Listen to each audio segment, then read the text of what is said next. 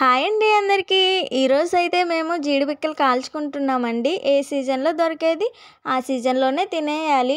వచ్చే సంవత్సరం అంటే మళ్ళీ బ్రతుకుంటామో లేదో తెలీదు.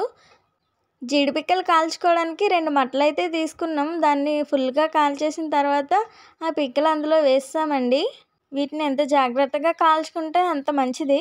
ఎక్కువగా కాల్చేసిన పిక్కలన్నీ నల్లగా అయిపోతాయి. అలాగని పచ్చిగా కాలిస్తే మాత్రం పుల్లైపోతాయండి చేతులకి చీడది ముట్టుకొని. మీరు ఇంకా తిన్నారా లేదా కమెంట్ చేసేయండి. చూసారా ఈ పిక్ అయితే ఎంత బాగుందో, భలే క్యూట్గా ఉంది కదా. మీకు తినాలనిపిస్తుందా? రెండోదైతే ఇరిగిపోయింది. లాస్ట్దైతే ఇంకా చెప్పనక్కర్లేదు. అదైతే శుభ్రంగా మాడిపోయింది. కొన్ని అయితే మాడిపోయి అలాగే, కొన్ని అయితే మంచిగా ఉన్నాయి, కొన్ని అయితే అసలు కాలలేదు. అలాగే తీసేసాము. ఏదైతే అదవుతుందని. మీరైతే కొంచెం జాగ్రత్తగా కాల్చుకొని తినండి. మా ఛానల్ని అయితే సపోర్ట్ చేయండి, సబ్స్క్రైబ్ చేసుకోండి, షేర్ చేయండి, లైక్ చేయండి.